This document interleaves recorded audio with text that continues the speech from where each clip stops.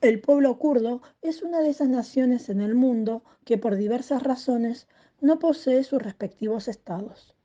La cuestión kurda, que ha estado en la agenda internacional desde el colapso del Imperio Otomano, todavía no ha sido resuelta.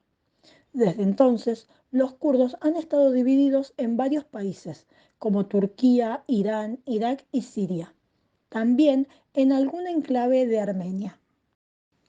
Descendiente de los antiguos medos, los kurdos no han disfrutado de un estado propiamente dicho.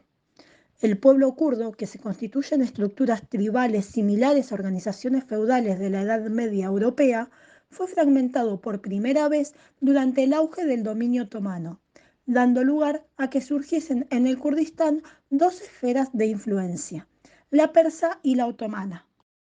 Los tratados internacionales, tras el fin de la Primera Guerra Mundial, que dieron origen a la configuración moderna de las naciones-estados, marcaron la más importante y definitiva división institucional del pueblo kurdo al servicio de los intereses ajenos. De esta manera, en el Tratado de Sibres, en 1920, inicialmente se reconocía al pueblo kurdo el derecho de tener su propia autonomía local. Sin embargo, poco tiempo después, en 1922, cuando el gobierno nacionalista turco derrotó a Grecia, Turquía se posicionó como potencia militar y cambió el rumbo de las políticas internacionales una vez más. Por otro lado, la Unión Soviética, como potencia emergente antioccidental, se convirtió en una amenaza para Occidente. Turquía, con un importante peso geopolítico, emplazada en un lugar cercano a la URSS y con el Mar Negro al norte, era el lugar ideal para controlar los movimientos soviéticos y frenar la expansión comunista. De este modo, con la nueva alianza entre Turquía y Occidente, esta volvió a recobrar su importancia geopolítica.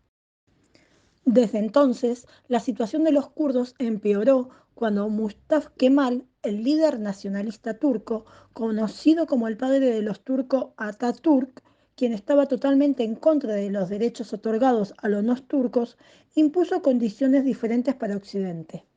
Así, el posterior Tratado de Lausana en 1923 acabaría por colocar a los kurdos en la misma situación en que se encuentran ahora, un Kurdistán dividido en diferentes estados: Turquía, Irak, Irán, Siria y un pequeño enclave en Armenia.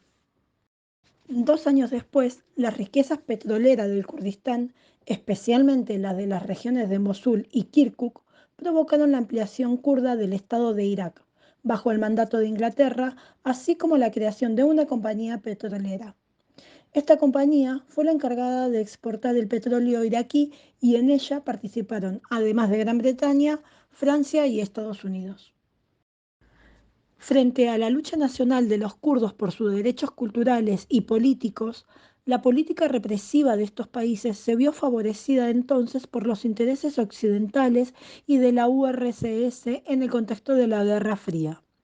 Posteriormente, la entrada en el nuevo orden internacional supuso para los kurdos el predominio de los intereses europeos y estadounidenses ligado a estas zonas de grandes riquezas naturales e importancia geoestratégica.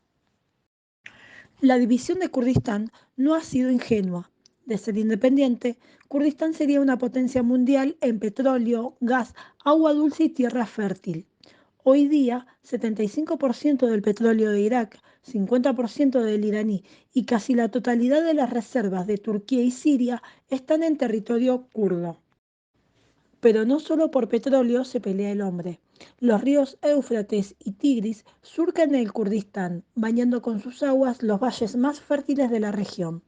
Durante la primavera, los montes Zagros, ubicados en el corazón de Kurdistán, derriten su nieve formando arroyos y aumentando el volumen de agua de ríos, lagos y lagunas.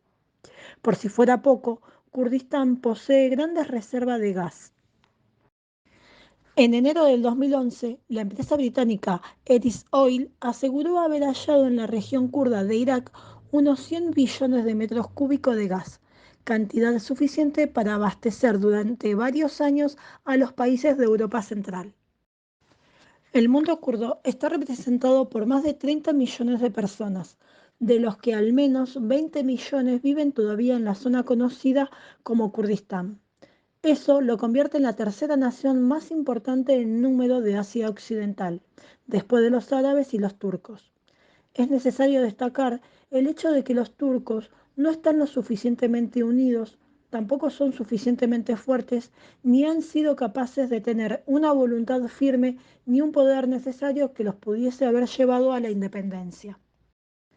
Debido a que el sentimiento nacionalista depende de factores que solo el tiempo logra combinar, como la identidad, la cultura, la lengua y la permanencia, son las razones por las cuales 2 millones de ellos han tenido que emigrar a Europa, a América y a Australia en busca de oportunidades dignas.